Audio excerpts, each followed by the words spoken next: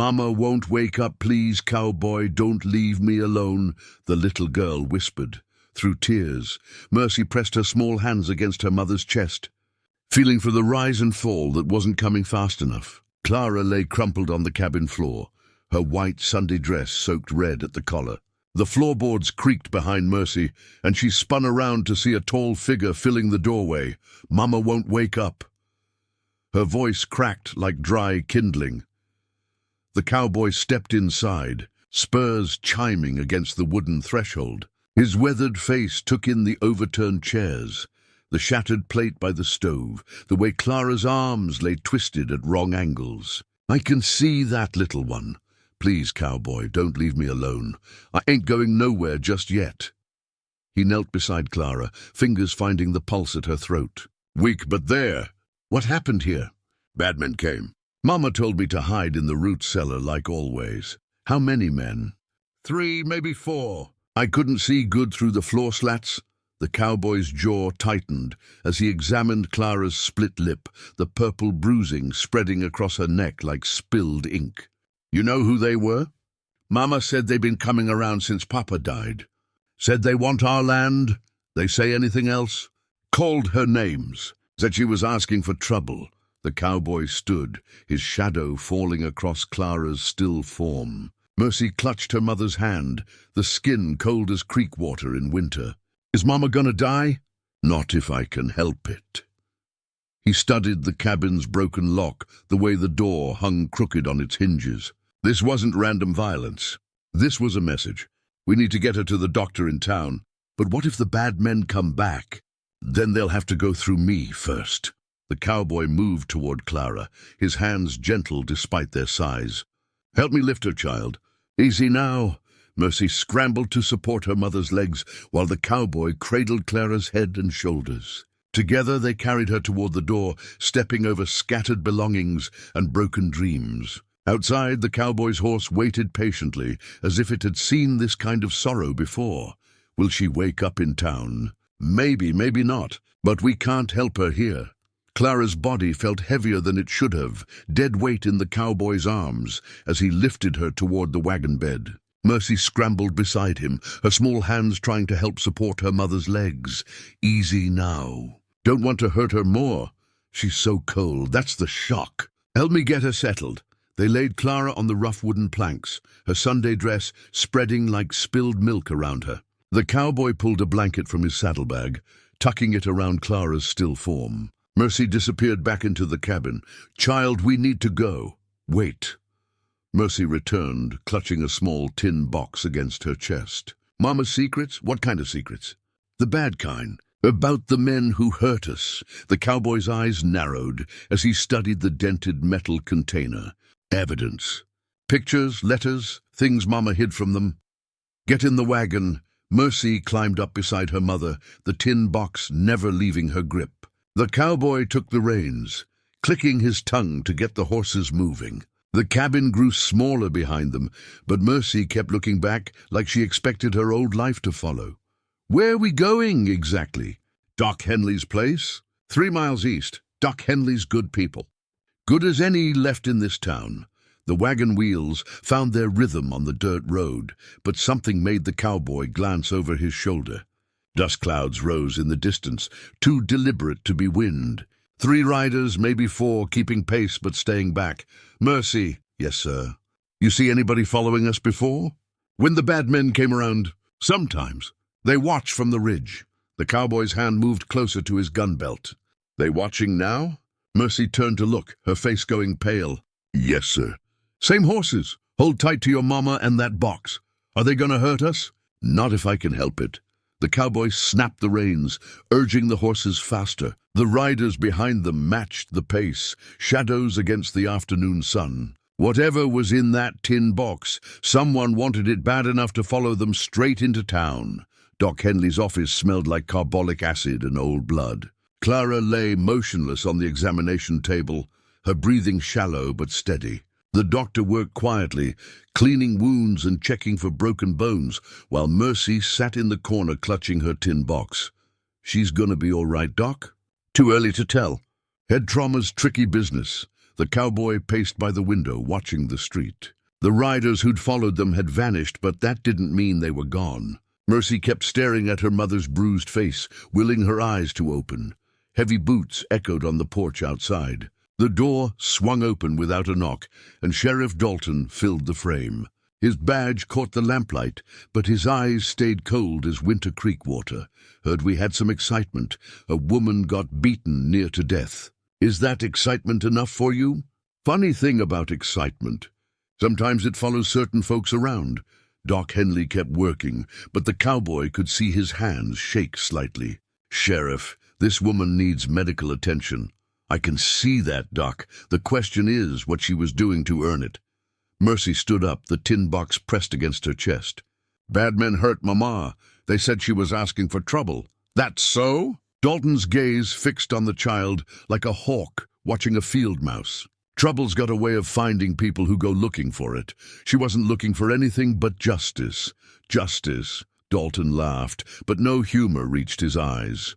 Strong word coming from a little girl. The cowboy stepped between them. Child's been through enough. Has she now? Dalton moved closer, his hand resting on his gun belt. See, I got reports about strangers stirring up settled business, making accusations against upstanding citizens. What kind of accusations? The kind that gets families hurt when they don't know when to keep quiet. Mercy's voice cracked, but she stayed firm. Mama got pictures, letters, proof of what they've done. The room went dead silent. Doc Henley stopped bandaging Clara's head. The cowboy's hand moved toward his weapon. Sheriff Dalton's face turned dark as storm clouds. Proof of what exactly? You know what? No, child. I don't think I do. Why don't you tell me? The cowboy spoke before Mercy could answer. Maybe we should discuss this when the lady wakes up. Maybe you should take that child and ride out of town tonight. And if we don't? Dalton smiled, but it looked more like a scar. Accidents happen to troublesome families, especially ones that don't take good advice.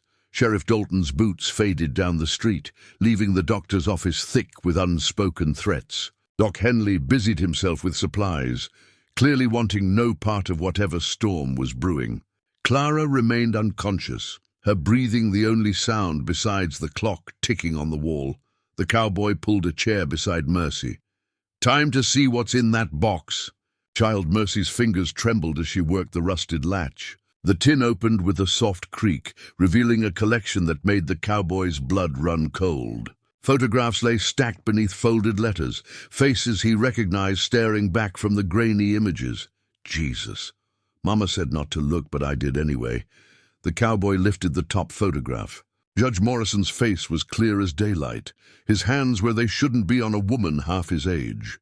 Where'd she get these? Ladies come to our cabin at night. Scared ladies. Mama helped them. Help them how? Take pictures.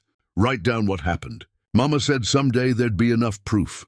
The cowboy shuffled through more evidence. Letters signed by the mayor, documenting payments to keep women quiet. Photos of Sheriff Dalton's brother with bruises on his knuckles and fear in a young woman's eyes. A ledger tracking which families had been threatened and when, how many women.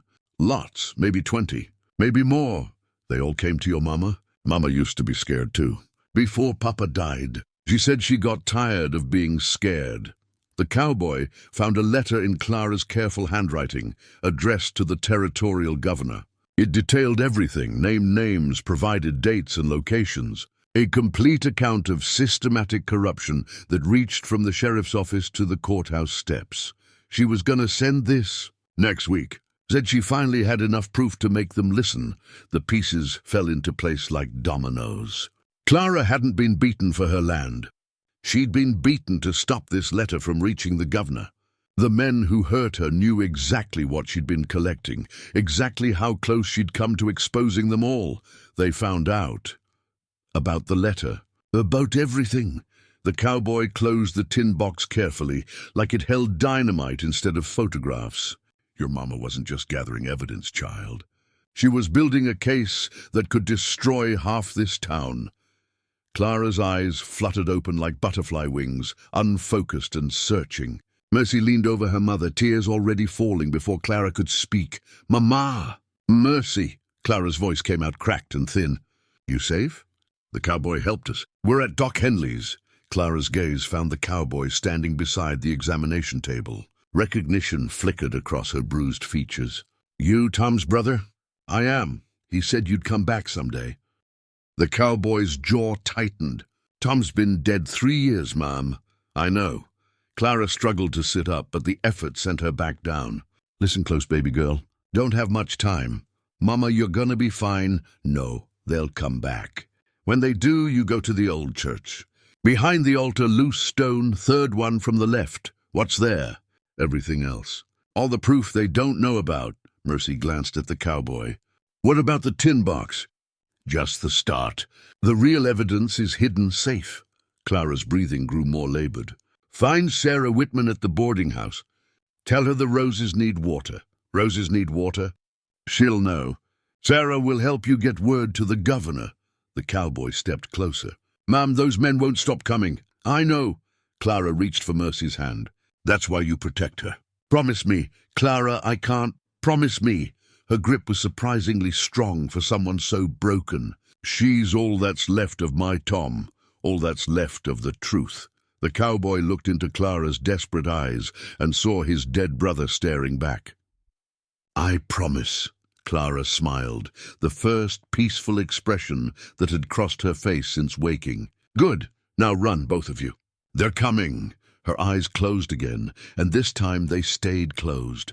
Outside, horses approached at a gallop. The hoofbeats stopped outside Doc Henley's office. Through the window, the cowboy counted 4 silhouettes against the lamplight from the street. Sheriff Dalton's voice carried through the thin walls. Doc, we need to have ourselves a conversation. Doc Henley's hands shook as he gathered his medical supplies. Back door now. What about Mama? She can't be moved. The cowboy grabbed Mercy's hand and the tin box. We go without her. I won't leave her. She told us to run. We run. The front door splintered open as they slipped through the rear exit. Dalton's voice boomed behind them. Where's the child and that drifter? Gone, Sheriff. Rode out an hour ago. Don't lie to me, Doc. The cowboy pulled Mercy into the alley between the general store and the blacksmith shop. Darkness swallowed them, but their breathing sounded loud as thunder in the narrow space. Which way to the church? End of town. Past the cemetery, gunfire exploded from the doctor's office. Glass shattered. Doc Henley screamed once, then went quiet. Mercy bit her knuckle to keep from crying out. They killed him. Maybe, maybe not. Keep moving. They crept through back alleys, staying in shadows between buildings. The church steeple rose against the starlit sky like a black finger pointing toward heaven. Behind them, more gunshots echoed through the empty streets. There, they're searching house to house. How long before they reach the church? Not long enough. The church door hung open, rusted hinges groaning in the night wind. Inside, moonlight filtered through broken stained glass windows, casting colored shadows across overturned pews. The altar stood at the far end, draped in dust and abandonment. Third stone from the left, your mama said. Mercy knelt behind the altar, running her small hands along the foundation stones. This one's loose. The stone shifted under pressure, revealing a hollow space behind it. The cowboy reached inside and pulled out a leather satchel, thick with documents and photographs. More evidence? Enough to hang half the town. The cowboy opened the satchel, scanning the contents by moonlight. Your mama was thorough. Outside, horses approached the church. Dalton's voice carried through the night air. Check every building. They can't have gone far.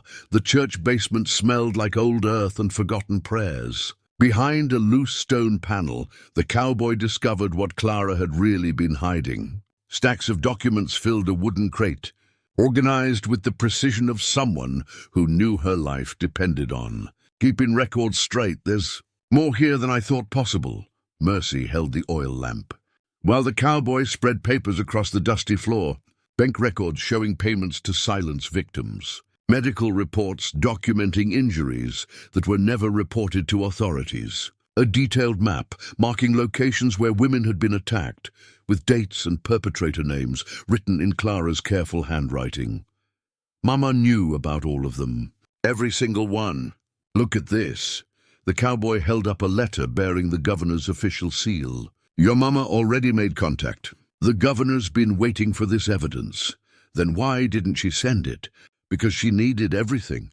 One accusation they can dismiss. 20 accusations with proof, that's different.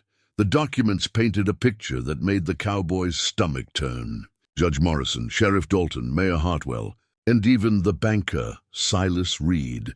A network of powerful men who'd been terrorizing women for years. Knowing their positions made them untouchable. They hurt all these ladies?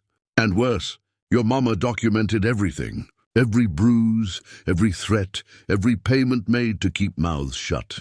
Mercy sat back on her heels, the weight of her mother's work settling around her like a heavy coat. What do we do now? We get this to the governor. Let him sort it out. But they'll kill us first. Maybe, probably. And if we run, then these women never get justice. Your mama's work dies with her. Mercy stared at the evidence scattered around them, each document representing someone's pain, someone's courage to speak truth against power. Upstairs, boots scraped against the church floor. Dalton's men had found them. Mama said I was all that's left of the truth. You are. Then we stay. We fight. The cowboy looked at the 8-year-old girl who'd just chosen justice over safety, knowing it might cost her everything. Your mama would be proud. I hope she gets to see them pay. Sunday morning bells rang across the town, calling people to worship as if nothing had changed. Mercy sat in the church basement, surrounded by her mother's evidence, while the cowboy paced like a caged animal. You sure about this, child? Mama didn't gather all this proof just to let it rot in the ground, standing up in church, calling out half the congregation. That's asking for a bullet. Then we better make sure people hear the truth before the shooting starts. The cowboy stopped pacing and looked at her with eyes full of something she couldn't name. There's something you need to know. About me, about your family. What? Your Papa Tom. He was my brother. Mercy's world tilted sideways. Your brother? Younger brother. I left town when he married your mama. Had my own troubles to run from. Why didn't you say? Because I abandoned him when he needed me most. Because I'm the reason he's dead. The church floor above them creaked with arriving congregants. Mercy studied the cowboy's face, seeing her father's features reflected in the older man's weathered skin. What's your name? James McLaughlin. Uncle James, don't call me that. I don't deserve it. Mama said family's what shows up when trouble comes calling. The service had started. Voices rose in hymn above their heads. The same people who'd turned blind eyes to years of abuse, singing about redemption and salvation. Time to go. They climbed the basement stairs, emerging behind the altar, where Sheriff Dalton sat in the front pew beside Judge Morrison and Mayor Hartwell. The congregation filled every seat, Sunday clothes and false righteousness masking the rot underneath. Mercy walked to the pulpit, her mother's evidence clutched in her small hands. The singing stopped. Every eye turned toward the 8-year-old girl who'd refused to disappear quietly into the night. My mama's dying because she tried to protect this town's women. Dalton started to rise, but the cowboy's gun appeared faster than summer lightning. Sit down. Sheriff, you got 30 seconds before my deputies storm this place, then I'd better talk fast. Mercy held up the photographs. Judge Morrison, you like hurting ladies who can't fight back? Gasps echoed through the congregation.